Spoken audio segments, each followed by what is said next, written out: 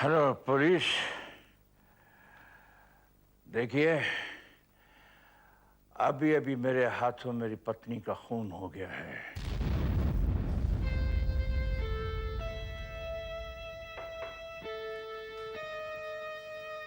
दया sir, होता वही है जो मंजूर खुदा होता है।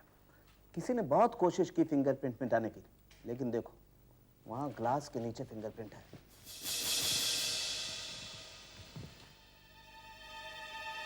यस, फ्रेडरिक्स, तुम्हारी फोटोग्राफी हो गई? जी हाँ सर, करीब करीब। लाओ चेक करते हैं। सर चाकू सही मारा है। ओके। वैसे रोहित साहब आपने ये खून किया क्यों? ऐसी क्या जरूरत आ पड़ी? मैं इससे बहुत नफरत करता था। I used to hate her. Oh, jealousy?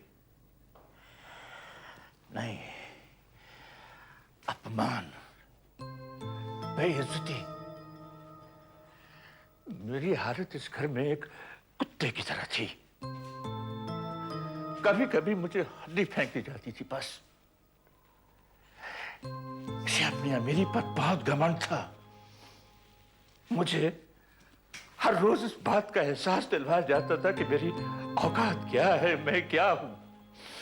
आपके पास पैसे नहीं थे? मेरे पास कहां से आते? बस जितने ये दे देती थी उतने ही। ये बहुत अमीर खानदान से थी और मैं एक मामूली इंसान था। बस गलती से हम दोनों की मुलाकात हो गई और फिर लव मैरिज हो गई। क्या क्या सपने देखे थे मैंने, सब टूट गए। आखिर मैं एक इंसान हूं, कब तक कुत्ता बनकर जिंदा रहता? रोहित साहब, आपकी कहानी काफी दर्दनाक है, पर विश्वास करने लायक नहीं है। किसी ने आपको देखा है खून करते हुए? बड़े अजीब लोग हैं आप लोगों को मजा तब आता है जब अपराधी को ढूंढ कर निकालना पड़े। अरे एक आदमी आपके सामने खड़ा ये कह रहा है कि खून उसने किया है, चाकू भी आपको दे रहा है, फिर भी आप यही पूछे जा रहे हैं कि किसी ने आपको देखा है खून करते वक्त? कोई नौकर वगैरह? हाँ? नहीं, यहां कोई नौकर वोकर नहीं है। आपका कोई रिश्तेदार वगैरह? क्यों? नहीं, ऐसे ही। एक बेटी है। एक औरत का बाल।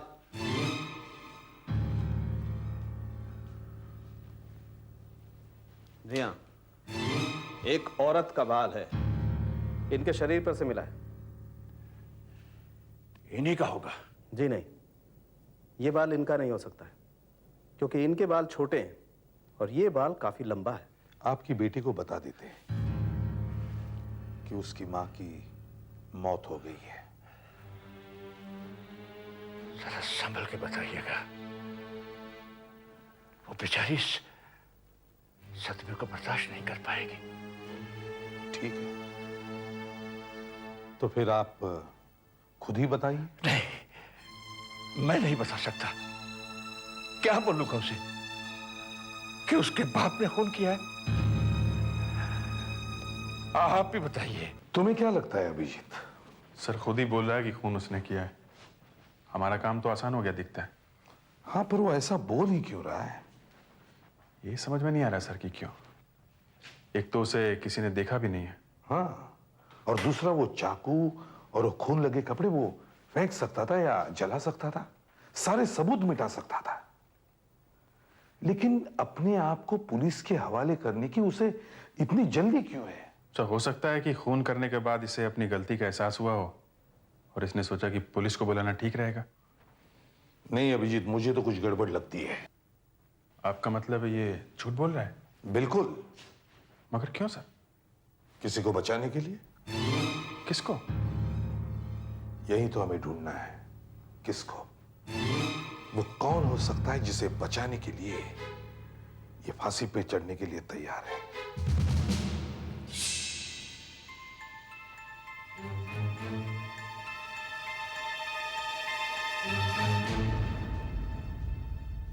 सर दो चीजें और मिली है। एक ये कान की बाली और दूसरा ये सिगरेट का बट्स है जिस पे लिपस्टिक लगी हुई है। और सर इस डाइनिंग टेबल पर 4 प्लेटें लगी हुई हैं, जबकि यहां सिर्फ 2 ही लोग रहते हैं। क्यों रोहित साहब, क्या आज रात आपके घर कोई मेहमान आने वाले थे? पता नहीं, हो सकता है और नहीं भी। आपका घर और आपको ही पता नहीं घर में कौन आता जाता है? देखिए, मेरी इस घर में कोई इज्जत नहीं थी। मुझसे पूछकर या मुझे बताकर यहां कुछ नहीं होता था। अगर मेरी पत्नी ने किसी को बुलाया होगा तो वो मुझे बताने वाली नहीं थी। क्या आपकी पत्नी सिगरेट पीती थी? कभी कभी। सर ये देखिए, ये रिंग आपकी पत्नी का है? जी नहीं, ये उसका नहीं है। तो फिर ये किसका हो सकता है? याद आया, ये मेरी पत्नी का ही है। अच्छा अभिजीत, सर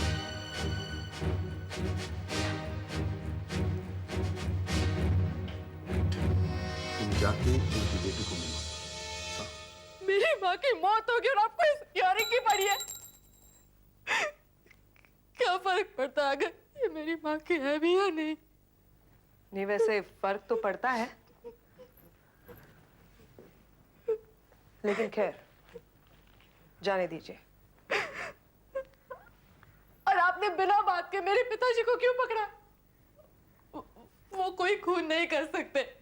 देखिए, हमने कब कहा कि उन्होंने खून किया? उन्होंने खुद हमें फोन करके बुलाया है और वो चाकू भी उन्होंने हमें दिया। क्या? जी हाँ। ये क्या हो गया अचानक? वो ऐसा क्यों कर रहे? मालूम नहीं। ये फोटो किसकी है? मेरे पति की है। पति की? जी, पति की। क्या नाम क्या है इनका? रंजन। क्या हम इनसे मिल सकते हैं? नहीं, इन्हीं की वजह से तो आज मैं यहाँ रह रही हूँ। मैं और रंजन अलग अलग रहते हैं। क्यों, आपस में बनती नहीं है? जी नहीं, मेरे माँ बाप को हमारा रिश्ता मंजूर नहीं है। आज आप अपनी माँ के घर खाने पे जाने वाली थी? खाने पे? जी नहीं। अच्छा, आप अपनी मम्मी से आखिरी बार कब मिली थी? मेरी एक फिल्म की शूटिंग थी, मम्मी वहां पर आई थी। अच्छा, तो आप एक एक्ट्रेस हैं और मम्मी साथ में आती थी? हाँ। हमेशा। आपकी मम्मी का घर बहुत बड़ा है और वो अच्छी खासी अमीर भी थी, फिर भी उनके घर में कोई नौकर नहीं दिखा। ऐसा क्यों? जी पता नहीं क्यों, होना तो चाहिए था। होना तो बहुत कुछ चाहिए था, लेकिन होता कहाँ है? आप कह रहे हैं कि घर में नौकर होना चाहिए था, मैं कह रहा हूं कि घर में उंगलियों के निशान मिलने चाहिए थे, लेकिन मिल नहीं रहे हैं। तो घर में पति और पत्नी दोनों की उंगलियों के निशान नहीं? नहीं। तो घर में बाहर वालों की उंगलियों के निशान कैसे आ गए? वो बात नहीं है। देखिए, सारे घर में 3 तरह की उंगलियों के निशान मिले हैं। अब जो चाकू पर निशान है वो तो रोहित के ही है। डाइनिंग टेबल पर और टीवी रिमोट पर जो निशान है वो उसकी पत्नी रश्मि की। और तीसरा? वो तीसरा कौन है यही तो समझ में नहीं आ रहा। ये तीसरा नहीं है, ये तीसरी है। क्यों? सिगरेट पर लिपस्टिक के निशान है इसलिए? और क्या? तुम्हें क्या लगा कोई आदमी लिपस्टिक लगाकर सिगरेट पी रहा था? अभिजीत सर। रोहित की लड़की नीता की इंक्वायरी शुरू करो। Yes sir. अरे वो लाइट उधर लगाओ। अखबार से तो पता चल ही गया था कि नीता की मां की मौत हुई, मगर ये पता नहीं था कि सीआईडी नीता पर भी शक कर रही है। क्या आपको लगता है कि मेरी ये फिल्म कंप्लीट होगी? इस केस से आपकी फिल्म का क्या संबंध है? अरे साहब, नीता को जेल वेल हो जाए तो हमारा 5 करोड़ डूब जाएगा। उसके सारे सीन हमें रीशूट करना पड़ेगा। आप घबराइए मत, ऐसा कुछ नहीं होने वाला। हम लोग बस एक रूटीन इंक्वायरी के लिए आए हैं। ये माँ बेटे के बीच रिश्ता कैसा था? कोई टेंशन वगैरह तो नहीं थी उनमें? नीता की मम्मी तो हमेशा उसके साथ सेट पर आया करती थी। घर से तो खाना ऐसा लाती थी कि पूछो मत। हम तो सिर्फ डब्बे का इंतजार करते थे, मगर दोनों के बीच टेंशन थी जरूर। कैसी टेंशन? मेरे ख्याल से नीता को एक्ट्रेस बनने के लिए उसकी माँ ने आगे ढकेला था। उसका तो ज्यादा मन नहीं था इसमें। अरे ऊपर लगा, लाइट गिर, सामान। अरे यार, मेरा पैकअप करा दे तुम बेवकूफो। आज ही फिल्म बंद हो जाती थी। सब एक काम करिए आप, अंदर नीता की हेयर ड्रेसर है रेशमा, उनसे जाके मिलिए, वो आपकी मदद करेगी प्लीज। ठीक। कर क्या रहा है तू?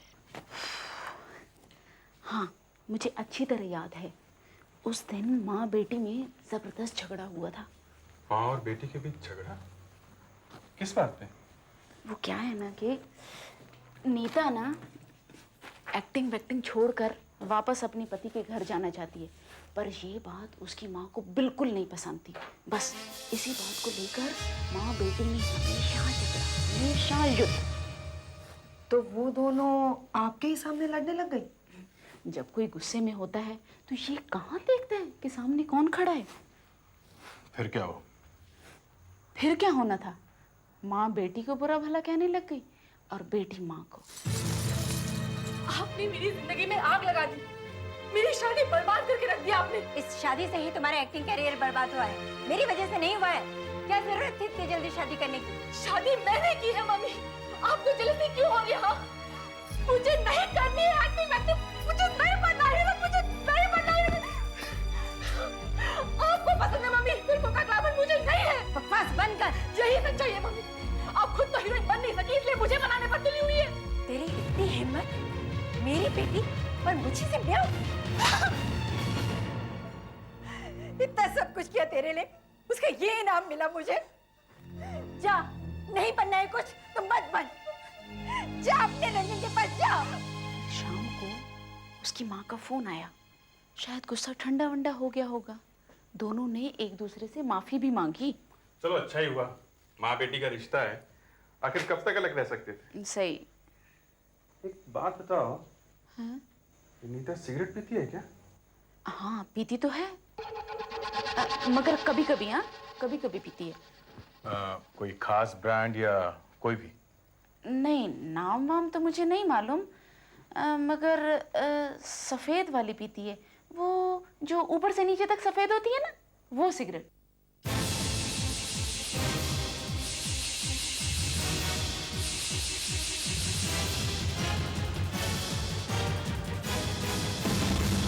ये बैग आपका है? कौन सा ये बैग? नहीं, ये नीता का है, लेकिन हमेशा मेरे पास ही रहता है। तो आप दोनों के अलावा इस बैग को कोई और हाथ नहीं लगाता? ऐसे कैसे हाथ लगाएगा? मैं किसी को हाथ लगाने ही नहीं देती। चलो ये बहुत अच्छा हो गया, इस बैग पर से हमें नीता की उंगलियों के निशान मिल जाएंगे। जी? सर हमें इनकी उंगलियों के निशान भी लेने होंगे ना? मेरे मेरे देखिए, इससे ये पता चल जाएगा कि आपके फिंगरप्रिंट कौन से हैं और नीता के कौन से हैं। मैं कुछ और हूँ। मैं नहीं दूंगी अपनी उंगलियों के निशान। देखिए आप बात को बढ़ाइए मत प्लीज। आज हम मेरी उंगलियों के निशान लेंगे, कल को किसी भी हाथ में मिलाकर बोल देंगे कि खुद मैंने ही किया है। मुझे मालूम है आप लोग ऐसे ही करने वाले। देखिए ऐसी कोई बात नहीं, आपकी उंगलियों के निशान घर में नहीं है तो आप डर क्यों रही हैं? आप गई थी क्या वहाँ पे? देखिए जाऊंगी बाबू, मुझे पहले से ही मालूम था, मुझे पहले से ही पता था। आप जो ये लोग इधर उधर की बातें कर रहे हैं ना, मुझे बताने वाले हैं, मुझे खून ही बनाएंगे। क्या हुआ? रेशमा तुम रो क्यों रही हो? मुझे फंसा दिया, ये क्या कर दिया आप लोगों ने? देखिए कुछ नहीं, हम बस इनसे इनके उंगलियों के निशान लेना चाहते थे। क्यों? देखिए इन्वेस्टिगेशन चल रहा है इसलिए। इन्वेस्टिगेशन? अच्छा। नहीं दूंगी, बिल्कुल नहीं दूंगी, ये लोग फंसा देंगे मुझे। देखो रेशमा, फिंगरप्रिंट्स दे दो। आप भी इन लोगों के साथ मिल गए। मैं आप से अपना काम करती हूँ। मैं आपकी बात कभी भी आपसे देखो तो आप काम मेरे ऊपर इल्जाम लगा रहे हैं। आप मेरे पति को फोन कीजिए, अभी हमें बुलाइए उन्हें। देखो रेशमा, फंसा दिया। आप रो क्यों रही हैं इतना? चुप हो जाइए आप, चुप होइए बस। प्लीज देखिए, कोई बात नहीं, कोई फिंगरप्रिंट्स नहीं है। ठीक है, सब ठीक है। रेशमा कुछ नहीं होगा। देखिए घबराइए नहीं, फिंगरप्रिंट्स नहीं चाहिए। नहीं लेंगे ना, आप पानी पीजिए। नहीं लेंगे ना। नहीं, कुछ नहीं।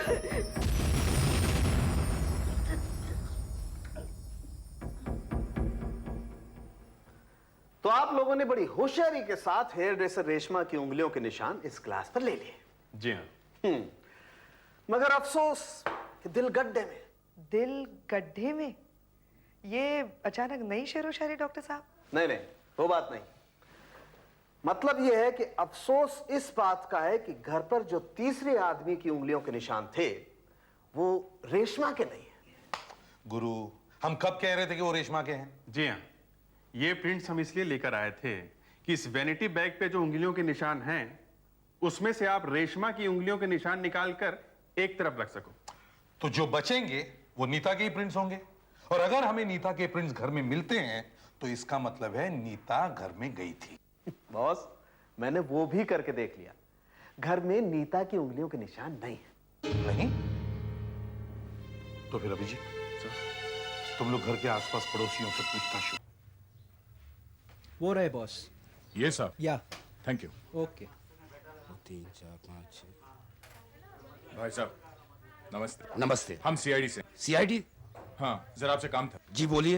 ये सामने वाले घर में रश्मि और रोहित रहते हैं, आप जानते हैं उन्हें? रश्मि और रोहित? हाँ साहब, उनका सारा सामान यहीं से जाता है। आपको मालूम होगा कि कल रात रश्मि का खून हो गया था? जी हाँ, बहुत बुरा हुआ उनके साथ। मैंने कल ही भुलवा को यहाँ से जाते हुए देखा था। भुलवा? ये भुलवा कौन है? रश्मि का घर का नौकर। मिला नहीं आपको? नौकर? मगर रोहित साहब तो कह रहे थे कि उनके घर में कोई नौकर है ही नहीं। बहुत पुराना नौकर है साहब, गांव गया था, 1 महीने बाद वापस आया है। मैंने खुद ही देखा उसे यहाँ से जाते हुए, पर रुका ही नहीं, मुझसे मिलने भी नहीं आया। वैसे तो हमेशा आता था। फिर उसके चाचा भी हालचाल के लिए यहीं फोन करते हैं। ये भुलवा का चाचा यहाँ क्यों फोन करता है? घर में नौकर का फोन आए ये रश्मि और रोहित पसंद नहीं करते हैं, इसलिए उसने यहाँ का नंबर दिया हुआ था। अच्छा, उसका चाचा रहता कहाँ पर है? भुलवा का चाचा हाँ, माटुंगा में कोई जनता गली एरिया है, वहां आप पूछेंगे तो पता चल जाएगा। अरे सर, वो जनता गली भी मिल गई और भुलवा का चाचा भी मिल गया। मगर सर, मगर भुलवा नहीं मिला, है ना? नहीं सर, भुलवा तो वहां गया ही नहीं था। उसका चाचा भी परेशान है कि न जाने अचानक वो कहाँ गायब हो गया। मगर सर, एक काम हो गया, भुलवा की फोटो मिल गई है। Super, very good work that. Sir, ये बीच में भुलवा है। सर, इस रोहित ने झूठ क्यों बोला? घर में कोई नौकर नहीं? मुझे तो उसकी एक भी बात पर भरोसा नहीं है। ये खून का मामला है अभिजीत, सब झूठ बोलते हैं। सर कहीं ऐसा तो नहीं कि मालिक नौकर को बचाने की कोशिश कर रहा है? या नौकर ने कुछ देखा है और मालिक ने उसका मुंह बंद कर दिया पैसों से और कहा कि गायब हो जा हमेशा के लिए। गायब कैसे होगा वो? सर, मैंने एक कांस्टेबल को भुलवा के गांव भेजा है और उसे कहा है कि सूंघ सांघ के कोई खबर लेके आना। और सर, इस फोटो की एक कॉपी मैंने सब पुलिस स्टेशन में भेज दी है। गुड। हेलो एसीपी प्रद्युमन यहाँ। हाँ सुधाकर, बोलो। कहां पे? लेकिन वो थिएटर में क्या कर रहा है?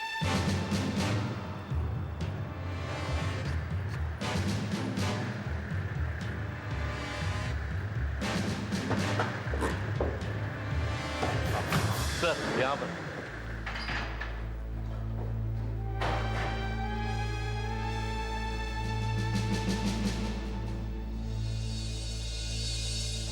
सर ये पता लगाना तो मुश्किल लग रहा है कि ये लाश यहाँ कौन छोड़ कर गया है।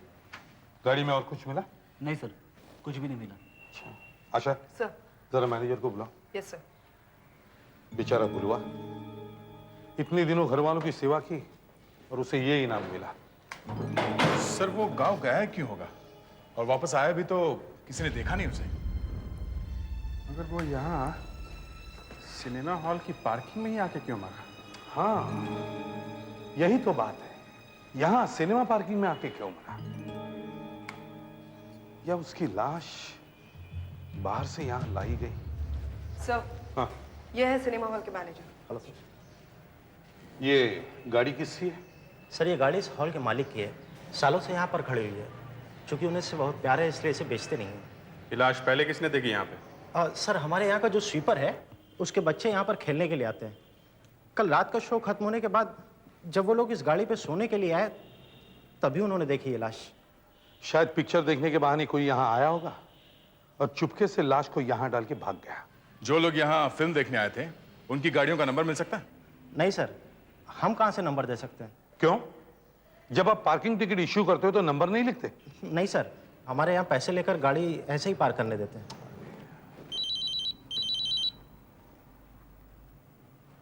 हाँ डॉक्टर साहब कहिए, क्या खबर है?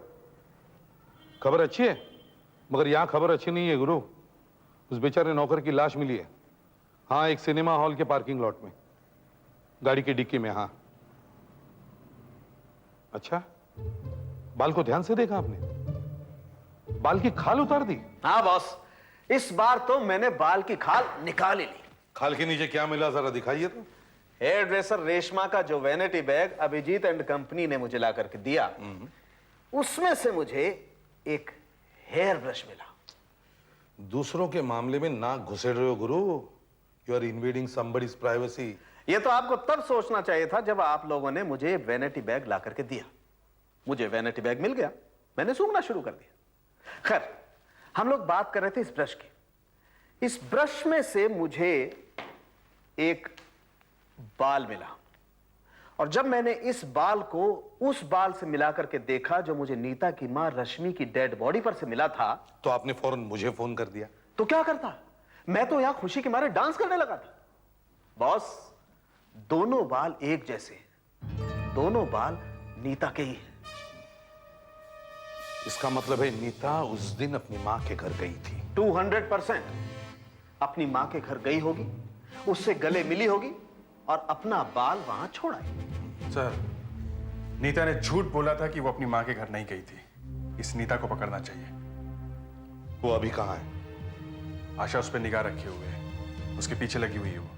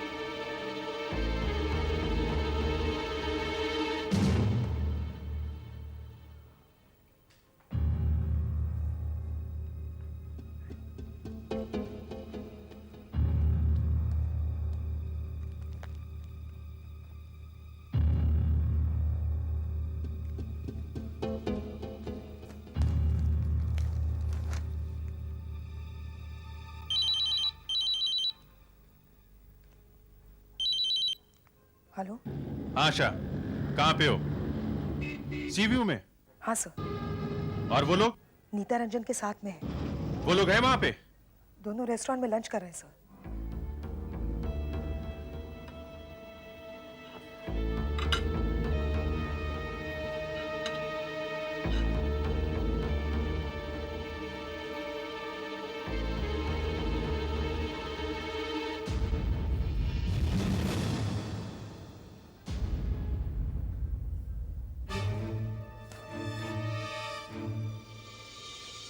सर नीता अभी अभी टॉयलेट में गई है। रंजन रेस्टोरेंट में बैठा है सर।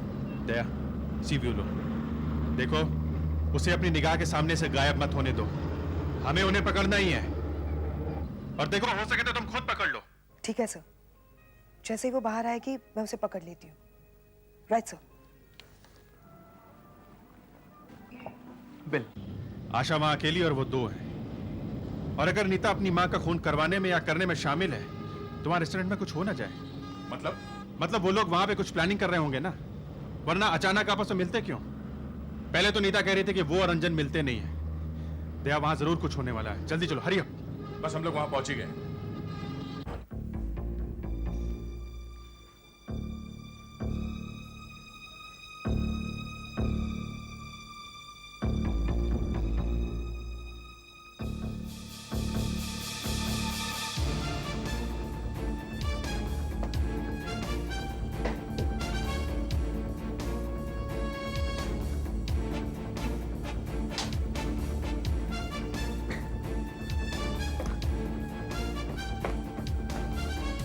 Excuse me.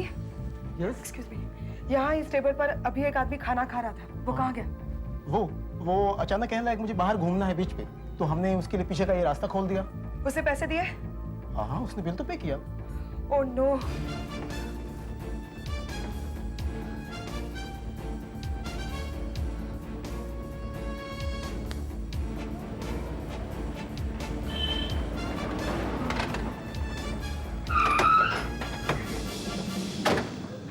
क्या हुआ? सब वो दोनों भाग गए। कैसे? मैंने नीता को टॉयलेट में जाते हुए देखा। थोड़ी देर के बाद मैं भी जाके टॉयलेट के बाहर खड़ी हो गई। बहुत देर तक नीता बाहर नहीं निकली तो मैंने अंदर जाके देखा तो वहाँ कोई भी नहीं था।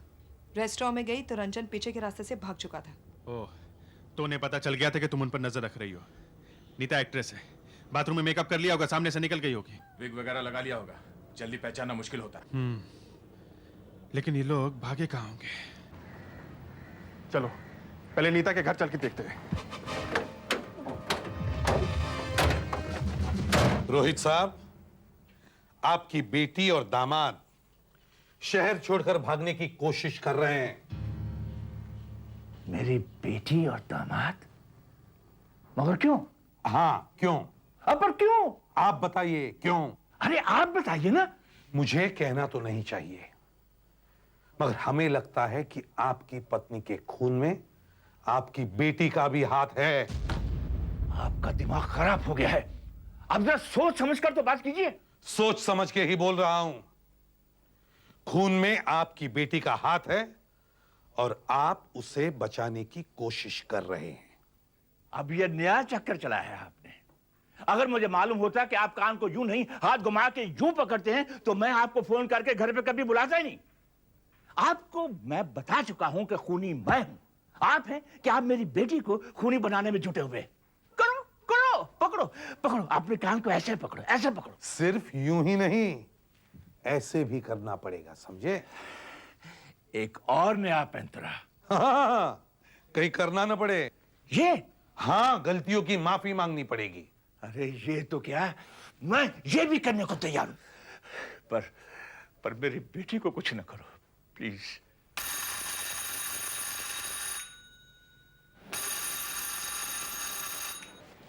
तोड़ दो। देखो यहाँ कहीं छुपी ना हो, या फिर कुछ ऐसा मिल जाए जिससे पता चले कि नीता कहाँ गई है। स्विच है यहाँ पे, देखो कुछ दिखता है क्या?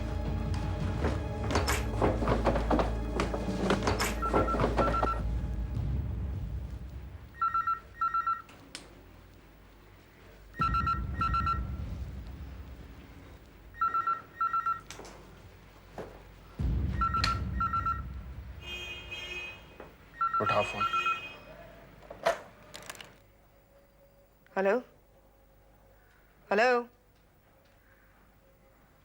थोड़ी देर चुप रह के फोन काट दिया। ब्यूरो फोन करो, पता करने के लिए कहो कि फोन कहाँ से आया है। जी सर। अच्छा एक मिनट रुको, दया रीडायल करके देखते हैं। शायद नीता ने आखिरी बार वहीं फोन किया और जहाँ वो जाने वाली थी, या फिर उसको फोन किया होगा जिससे मिलना चाहती थी वो। करेक्ट।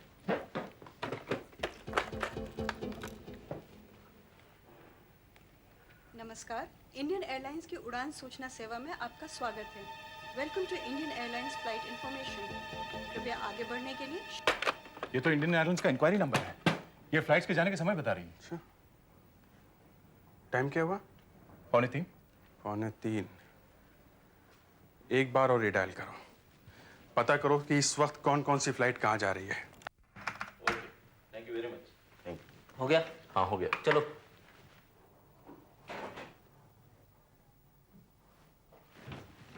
सर। हाँ फ्रेडरिक्स। सर, मुंबई से जितनी भी फ्लाइट्स पिछले 1.5-2 घंटों में निकली है, उन सब की पैसेंजर लिस्ट हमने चेक कर ली है। उनमें से किसी में भी रंजन और नीता का नाम नहीं है। वो लोग अभी भी मुंबई में ही है। सुधाकर सर, आज रात तक जितनी भी फ्लाइट्स यहां से जाने वाली हैं, वो सब चेक करो। वो फ्लाइट्स की इंक्वायरी कर रहे थे, मतलब एयरपोर्ट से ही भागेंगे। सर ये लोग अपना सब कुछ छोड़कर भाग रहे हैं, मतलब रश्मि के खून में जरूर इन दोनों का ही हाथ होगा। सोच रहे होंगे जब रोहित ने मान ही लिया कि उसने खून किया है तो मामला थोड़े दिनों में ठंडा हो जाएगा, पुलिस भी चुप हो जाएगी तो चुपके से वापस आ जाएंगे। मगर इतना आसान समझा है क्या? सीआईडी की टीम एयरपोर्ट पे बैठी हुई है, भाग नहीं सकते वो।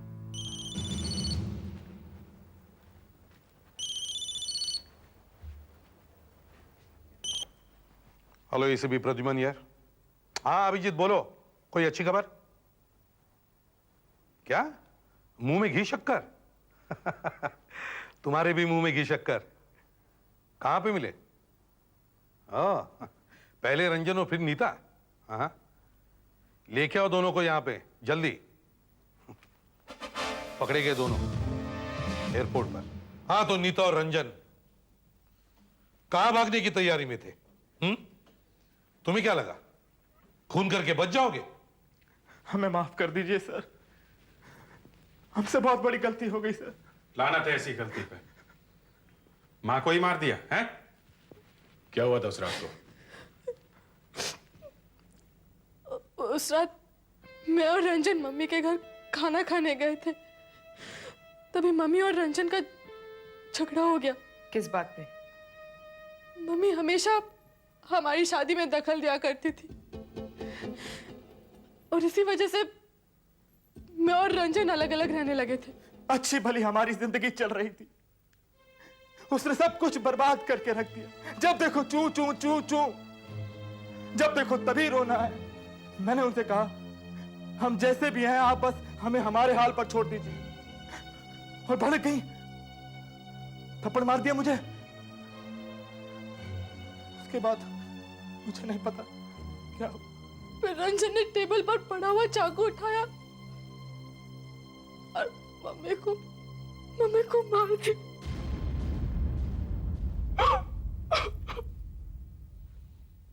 जब तुम्हारे पिताजी ने सारा इल्जाम अपने ऊपर ले लिया, तब तुम्हें एक पल भी नहीं लगा कि मुझे अपने पिताजी को बचाना चाहिए?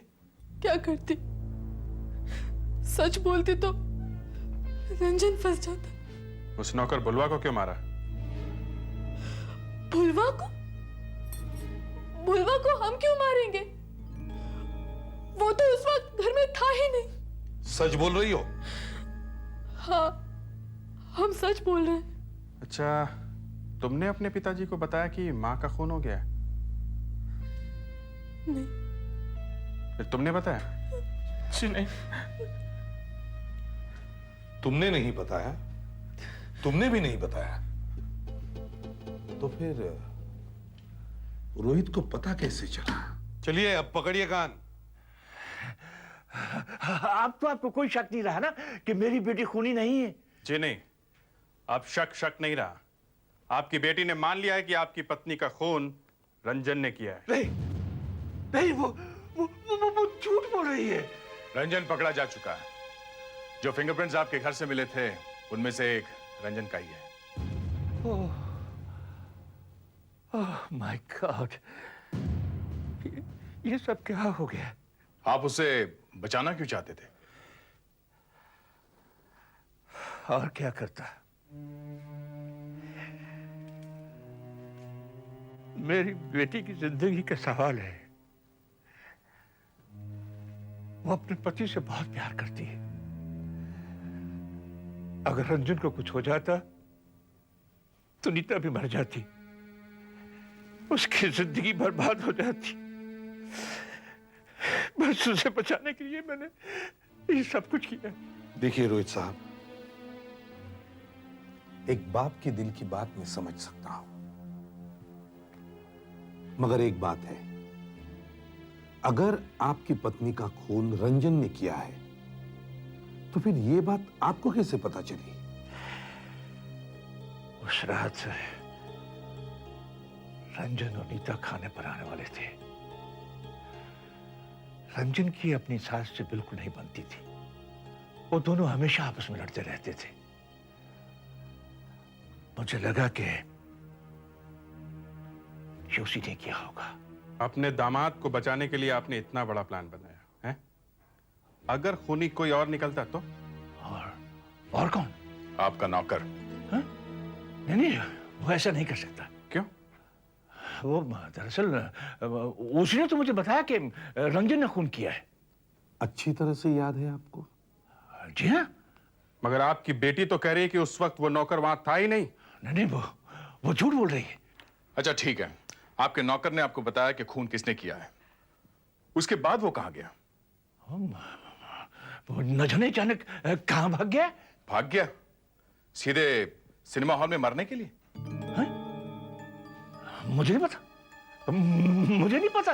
आपको सब पता है, क्योंकि अपनी पत्नी और नौकर का खून आपने ही किया है। नहीं, बिल्कुल नहीं। नहीं।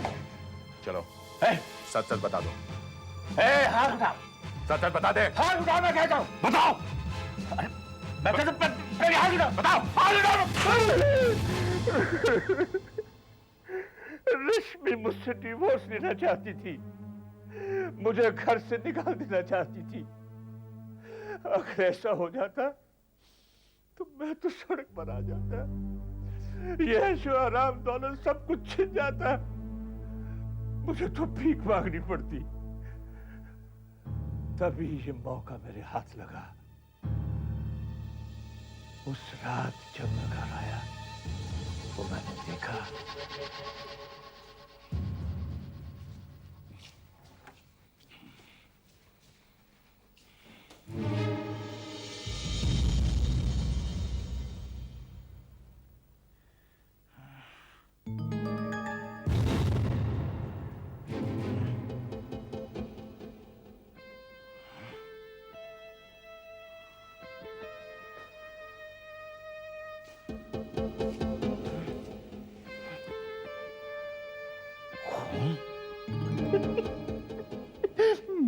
मेरी तो लॉटरी लग गई।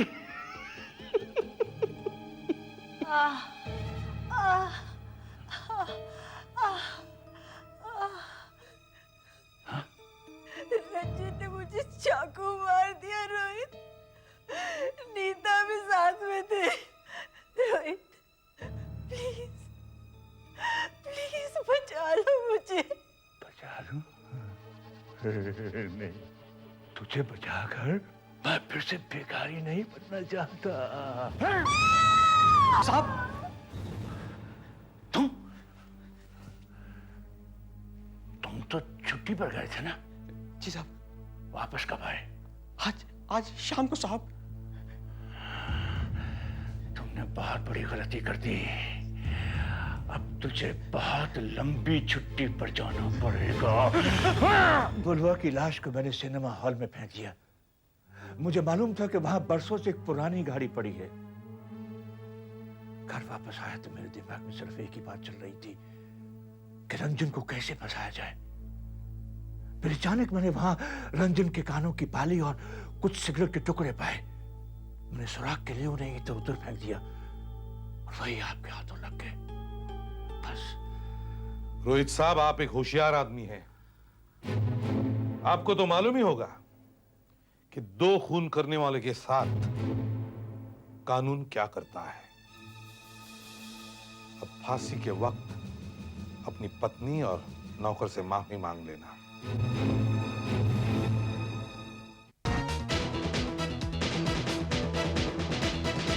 CID के और भी मजेदार और सस्पेंस से जुड़े एपिसोड्स को देखने के लिए हमारे चैनल को सब्सक्राइब करें और बेल आइकॉन दबाना ना भूलें।